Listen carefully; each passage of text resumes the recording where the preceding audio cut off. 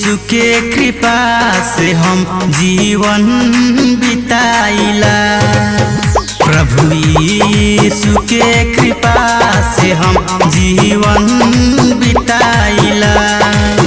चरणों में है पिता, चरणों में है पिता, सिरवा झुकाइला।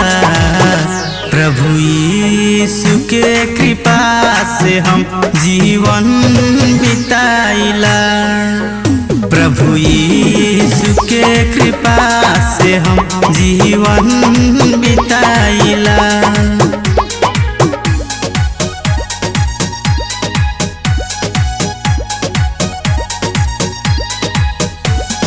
जय बिहार रिकॉर्डिंग स्टूडियो मीरगंज।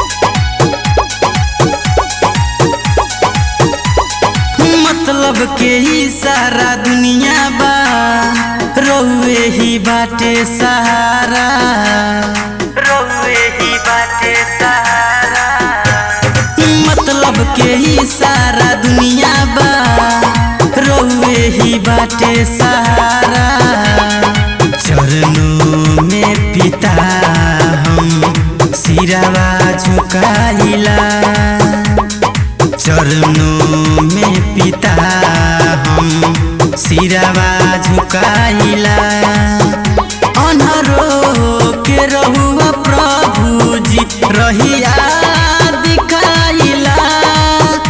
अन्हरो के रहुआ प्रभु जी रहिया दिखाइला।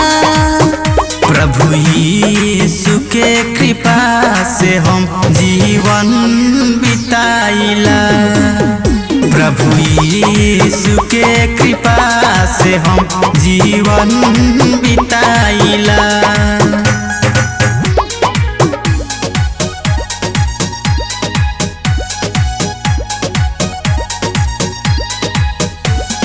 जय बिहार रिकॉर्डिंग स्टूडियो मीरगंज।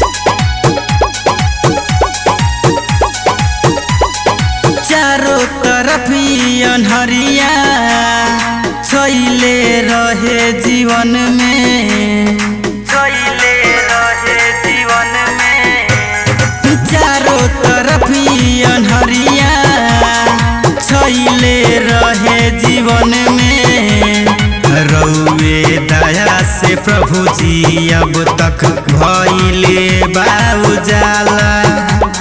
रउए दया से प्रभु जी अब तक भइले बा उजाला। रउए चाही त प्रभु जी गुंगवो के बोलवाइला। रउए चाही त प्रभु जी गुंगवो के बोलवाइला। प्रभु यीशु के कृपा से हम जीवन बिताइला। प्रभु यीशु के कृपा से हम जीवन बिताइला।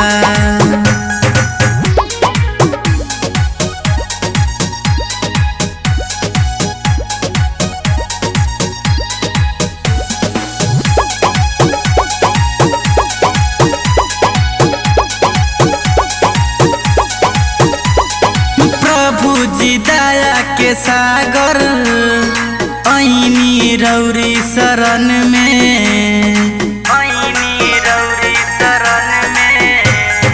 प्रभु जी दया के सागर ऐनी रौरी शरण में। सेवक बना के रखली प्रभु जी हमके अपन चरण में।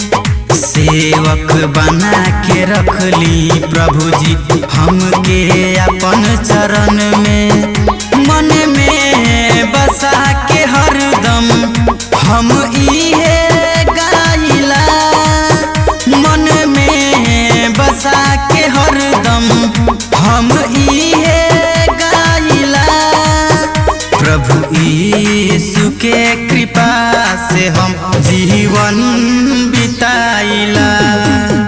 प्रभु यीशु के कृपा से हम जीवन